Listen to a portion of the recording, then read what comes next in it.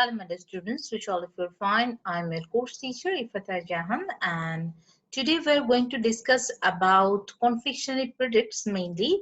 And you can also say that we have already finished the baker confections. Now we're going to start the sugar confections, in which the most important part is candy, gums, and chocolates. These sugar confections actually divided into classes.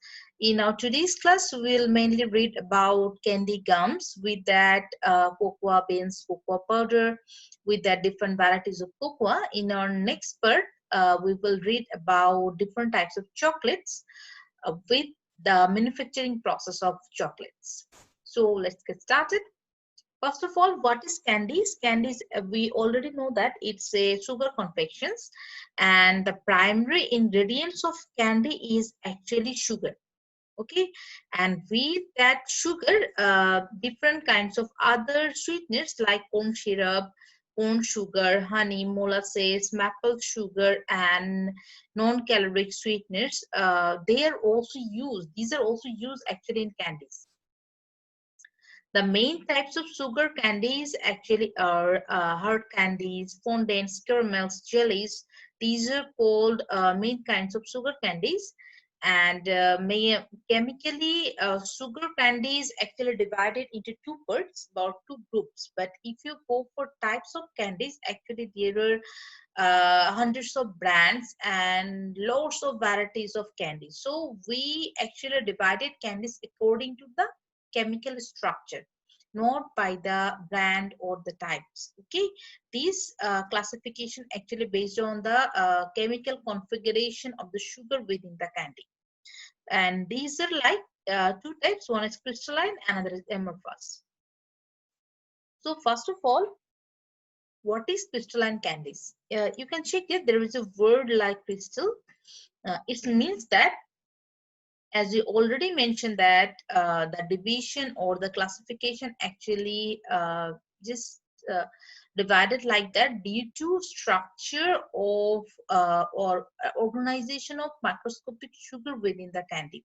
So in case of crystalline candies, the sugar is so much organized that it's easy to bite. Okay, and this organization is look like a crystal. Okay, or in the crystal is organized, in that case sugar is organized in the candy. So it's called the crystalline candies, like fast creams, fondants, and it's the example of crystalline candies, and these are easy to bite. Okay, due to the structure.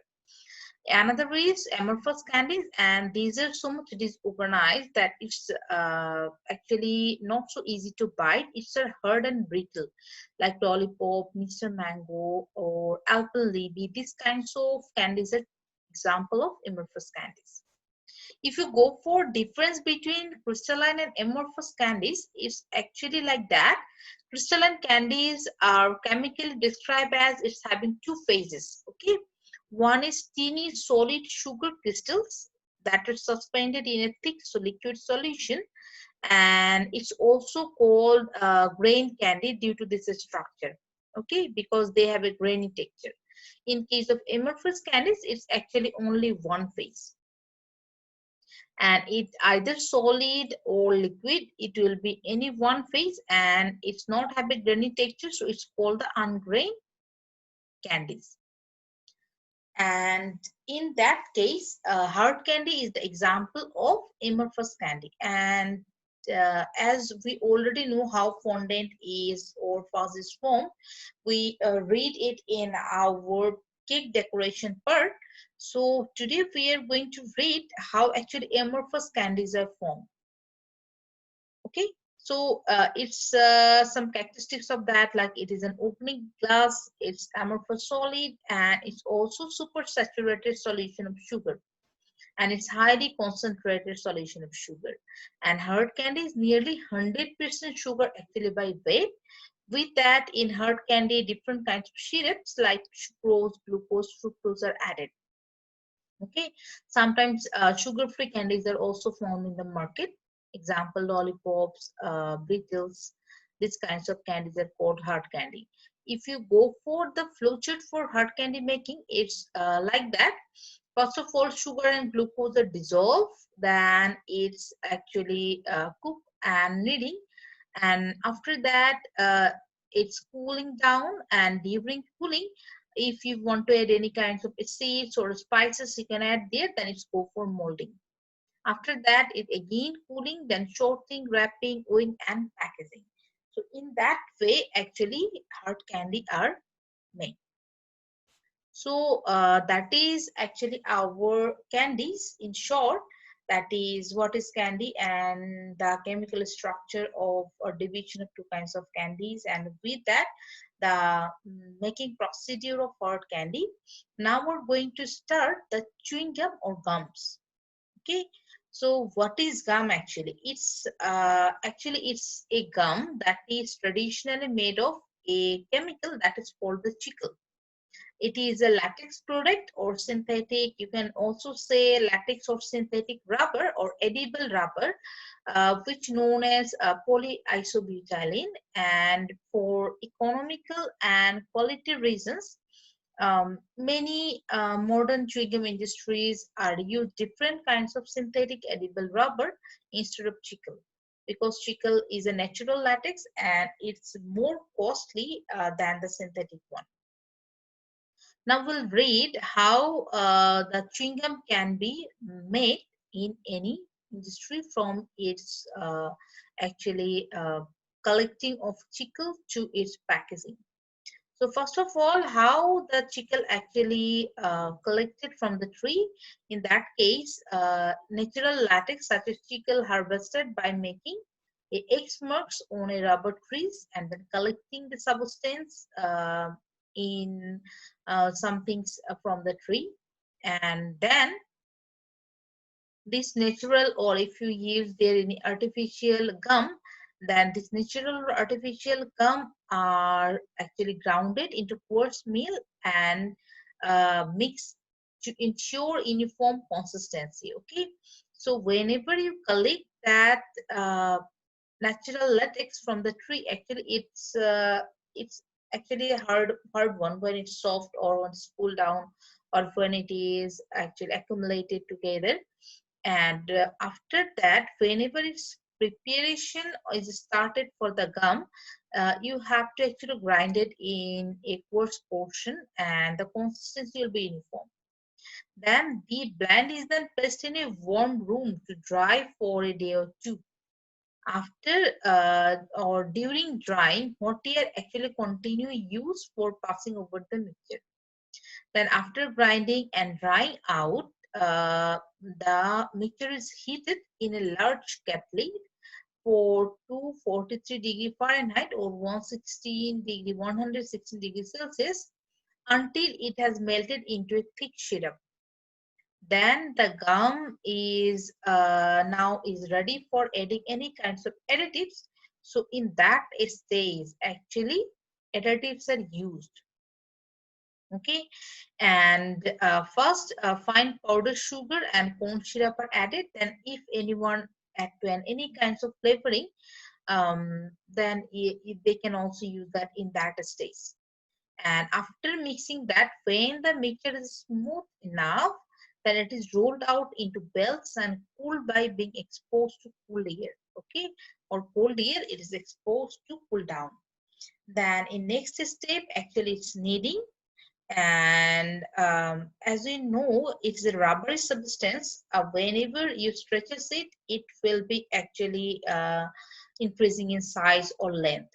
So for several hours, make sure gently pummel the mass of chewing gum until it is properly rubbery and smooth. And then this is actually huge lush chunks like things. Then it's chopped up into small mass, and after that it flattened by rollers or rolling pin until they reach actually the thickness of nearly 1.17 inches or as desired. Okay, it's just for example as desired by the industry. And during this process, actually the sheet of chewing gum is dusted with powdered sugar to prepare it for cutting. And after that it's a actually approximate a measurement is given, but it's also dependent on the industry that which will be its shape or size. For example, it can be a cutting machine first coat the sheet in a pattern of rectangles, each 1.3 inch long and 1.49 of an inch wide. Then the sheet is then put aside at the proper temperature and humidity to season. Okay, in that stage, actually, it's now again if you want to add anything or for cooling down the things, it's actually ready for a next stage. That is, we say that our candy is prepared and now we have to use it for wrapping or selling. Okay, after that stage that you are cutting in a fixed diameter, then and season, after that the gum sheets are broken into sticks. Okay, and broken into different sticks as we get in the market. It can be sticks or it can be smaller size as the industry actually need of the industry, and then it's wrapped in aluminum foil or wax paper or any kind of polythene materials or any kinds of PPT it's actually used. Then it's ready for shipped or retail outlet. Okay, and there is the actually total procedure that is given, which is used for preparation of chewing gums. And here is a link actually given there how chewing gum is made. You go through the link for it better understand. Then our candy and chewing gum we recently read. Now it's the time for chocolate. Okay, so actually, what is chocolate? Chocolate is a confectionery or sugar confection that is actually made from cocoa powder. Okay, and this powder actually made from the cocoa beans, which is collected from the cocoa tree. So before going to chocolate, we will just know a little amount of cocoa tree, their types, and the cocoa powder. If you go for the tree, the scientific name of cocoa tree is Theobroma cacao, and it's a little bit small and it's 12 to 15 meter in height. And if you go for that, its leaves are evergreen and up to about 300 millimeter in length. And the flowers actually go for diameter, it's just 0.5 inch. And many flowers actually are produced in a tree like that. Lots of flowers actually present in a tree, but only few are pollinated for producing the fruits. Okay, and flowers are produced all year long, but the flowers are not resulting, or all of the flowers are not resulting the cocoa pods. Okay, so a single tree produces only 20 to 50 fruits per year, and this tree again start bearing pods after 2 to 3 years of its planting. Okay, and sometimes it is actually 6 to 7 years before they give a full yield. So as we get a very little amount of fruit from a cocoa tree, actually it's very much costly. Then if you go for cocoa pods, there are almost 1 lakh in numbers per season flowers grown on the branches and trunks on the tree throughout the years like that. Lots of flowers actually grown on a tree. But in case of this, a smaller amount of flowers actually transfer into green pods, and it also need 5 to 6 months to develop into mature pods between 100 millimeter to 350 millimeter long. That means from that flower to that pods, it needs almost 6 months. And after that, whenever it's grow like that, the weight from 200 gram to more than 1 kg of one pod it can be, and it also vary in shapes and color. And each pod contain some of 30 to 45 beans. Sometimes that is called cocoa pod. That is cocoa pod, and these are the beans of cocoa. And sometimes it's 3 to 45. Sometimes 30 to 45. Sometimes it's more than that. Okay, but it's not exceed normally 60. It's not normally exceed that. Within that size, a cocoa pod contain cocoa beans. Then actually, what is composition of cocoa? It's almost 54% are fat with their 31% carbohydrate, 11% protein, and there are 3% polyphenols there, and less than 1% are minerals present there. And if you go for types of cocoa, actually there are four types of cocoa is found normally. First of all is called Criollo. It is actually white cotyledons and a mild flavor. It has beans with white cotyledons and a mild flavor, and the trees are relatively low yielding. Okay, so it's grow actually very low amount. Then second one is called Forastero, which is actually more vigorous and often grown on a small holding. Okay, small holding means it's the yard of any family. That is, in any yard of any house can be grow if environment is actually favor of that cocoa, then it can be grow in a very cultivated land or a yard of any house. Okay. So a family's cultivated land that is smaller than a farm in West Africa is mainly grow that kinds of cocoa, and our most of the cocoa is come from that African region. And the third from is Trinitario. It's actually a hybrid of Criollo and Forastero. And the fourth types of cocoa that we found is called the Nacional.